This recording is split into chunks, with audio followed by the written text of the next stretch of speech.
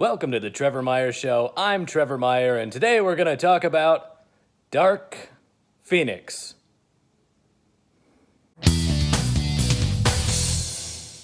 It's not as bad as people are saying, honestly. Not the best praise for your film to say, it's not that bad, it's not a train wreck.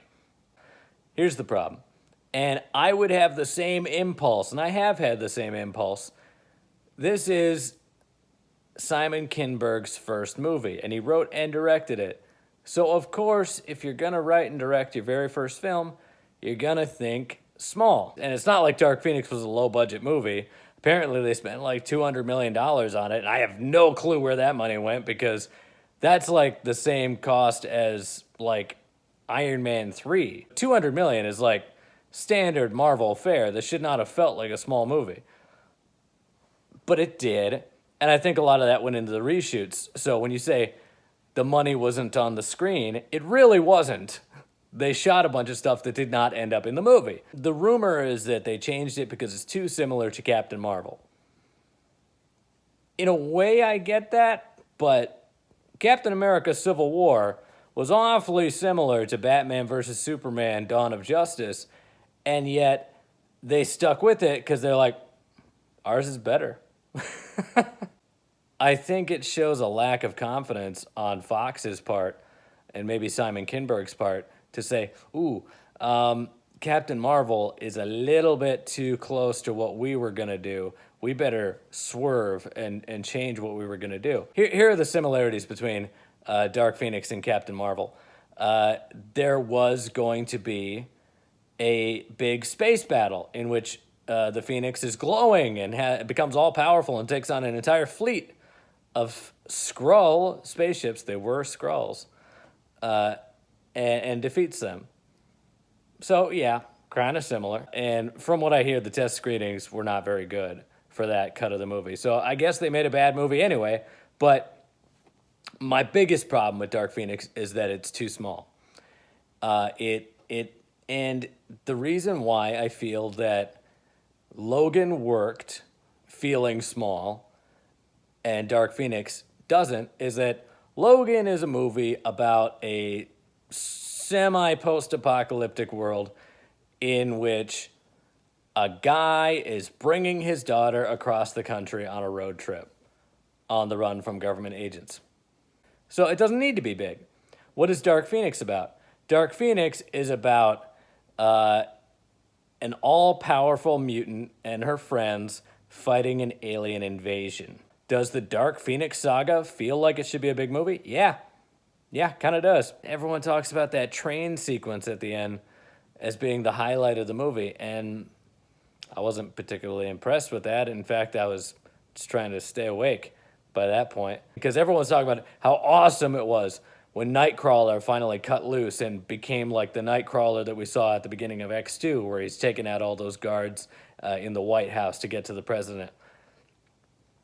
I was more distracted by, like, they're all in this truck or train. They're on a train.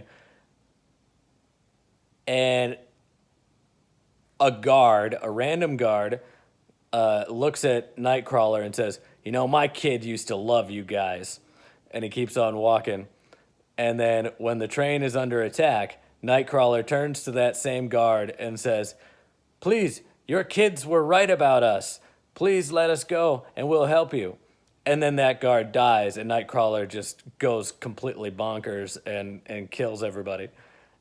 And I'm like, did you seriously just pull a red shirt moment where you give this guard a little bit of character development and then kill him off 30 seconds later so that Nightcrawler can be really mad about it? I don't know, like that didn't do it for me. There was some confusion here with the marketing too, because I don't actually know what the movie's called. Is it Dark Phoenix or is it X-Men Dark Phoenix? Rotten Tomatoes, IMDb, the movie posters, the movie itself say Dark Phoenix, but all the trailers call it X-Men Dark Phoenix. I'm going to say that it's just Dark Phoenix. The reason why is because even though all the other X-Men are in it, Jean is still very much the main character. If she had, her own standalone movie, Wolverine style, this would be it because it starts out with her as a little kid. It goes to her joining the school. she's an X-Men. She gets her powers, or more powers, Phoenix Force, whatever. And then she turns into a monster, and then in the end, she's redeemed. She turns into this, I don't know, she fights the bad guys, and she turns into a giant flaming bird or something, I don't know. But it's really her story. It goes from childhood to transcendence of the physical form. So, and the other people are in it because they're the people she hangs out with. Just like Captain America Civil War, it is a Captain America movie, but these are just the people that he hangs out with now, and they just happen to be the Avengers. That doesn't make it an Avengers movie. It's still a Captain America movie, but these are just the people who are his supporting characters. So it really does revolve around Jean. It really is all about her. The reason why I think this should really be called Dark Phoenix is because even though X-Men Apocalypse had its flaws, I think it was a better ending to the X-Men series proper.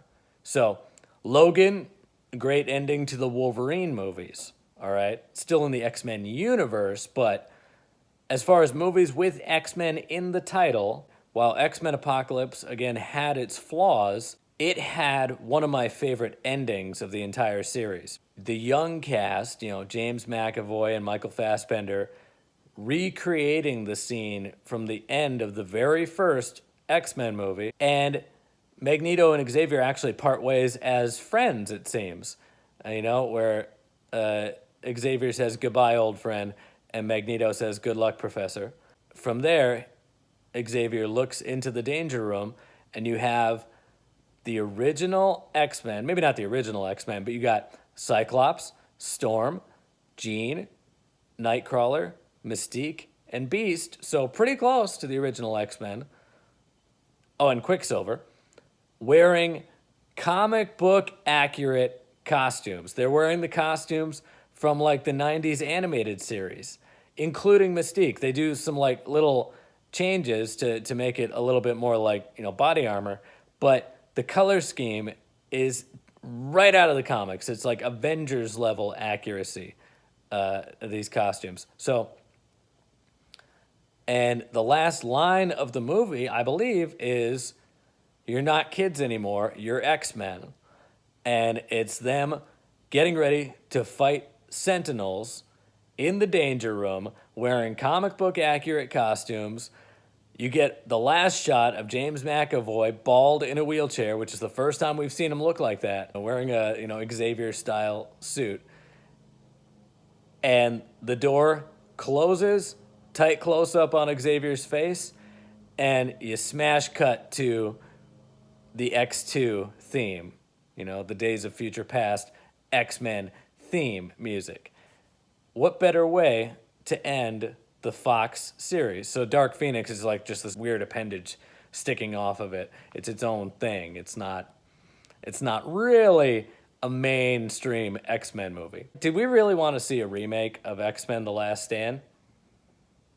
Like, they had a second chance to fix it, and they did all the same stuff. It's, if you were gonna like draw a spectrum, and on one end of the spectrum you got the actual comic book story, and on the other end of the spectrum you've got The Last Stand. This is still way closer to The Last Stand than it is to the original source material. They didn't carry the ball that far down the field. So overall, it's not a train wreck. It's really, well, the end literally is a train wreck, but the movie itself is not a train wreck. It's not horrible. It's not a flaming garbage pile. It's okay. Not really worth getting all that excited about. It's not worth hating. It's not worth loving. I give it a 3 out of 5. If you like this video, go ahead and hit the like button. And if you know anybody who would like to see this review, go ahead and share it. If you want to keep getting more videos like this, go ahead and subscribe.